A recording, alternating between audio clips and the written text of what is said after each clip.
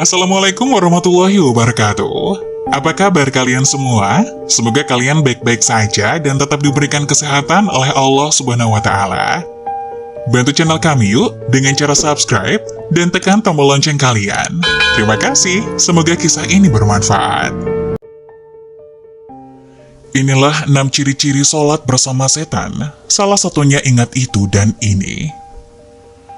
Bagaimana ciri-ciri sholat bersama setan? Simak penjelasannya berikut ini.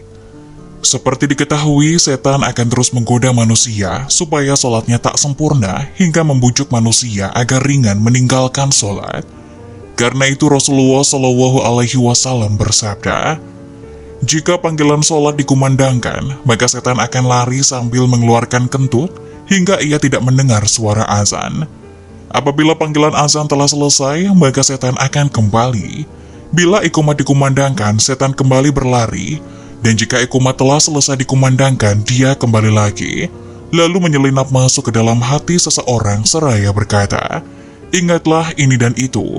Dan terus saja dia melakukan godaan ini hingga seseorang tidak menyadari berapa rakaat yang sudah dia laksanakan dalam sholatnya.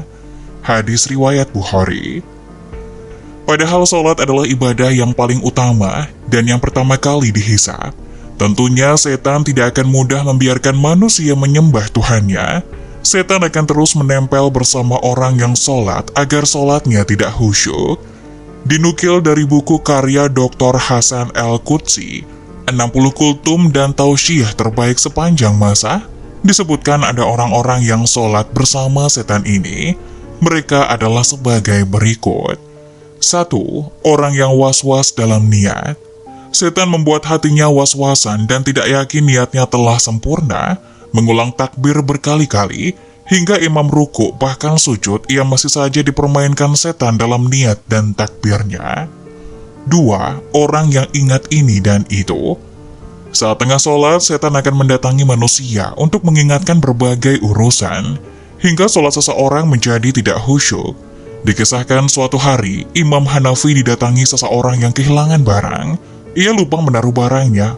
Oleh Imam Hanafi, orang itu dianjurkan untuk sholat sepanjang malam hingga menemukan barang yang dicari. Namun baru setengah malam menjalankan sholat, setan membuatnya ingat lokasi barang tersebut. Ketika ditanya mengenai hal itu, Imam Hanafi menerangkan bahwa setan tidak akan senang apabila seorang hamba khusyuk dalam sholatnya.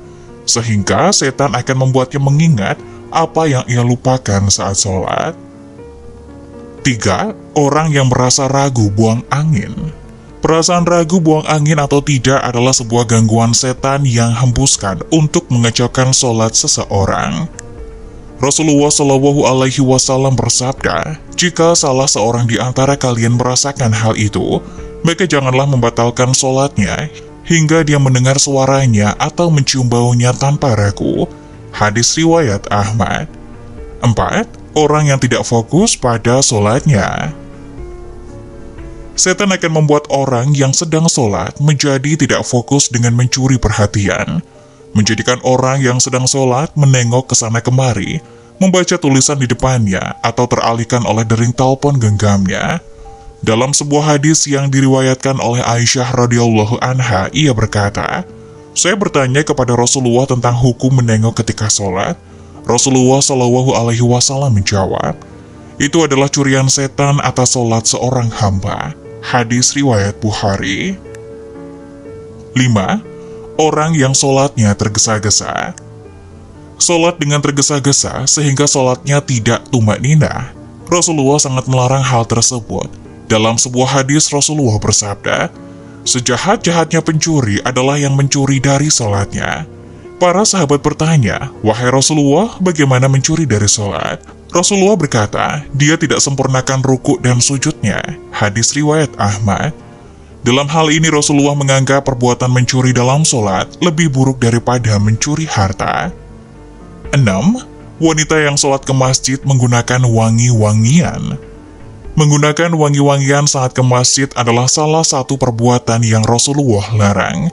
Rasulullah bersabda yang artinya, jika salah satu dari kalian, para wanita, hendak ke masjid, maka janganlah sekali-kali menyentuh wewangian. Hadis riwayat Muslim. Demikianlah setan akan terus mengganggu manusia dengan berbagai cara agar sholat seseorang menjadi tidak sempurna. Itulah 6 ciri-ciri sholat bersama setan. Semoga informasi tadi dapat memberikan hikmah dan manfaat untuk penonton semuanya. Jangan lupa like, subscribe channel ini agar tidak ketinggalan info-info bermanfaat selanjutnya. Sekian dari kami, terima kasih. Wassalamualaikum warahmatullahi wabarakatuh.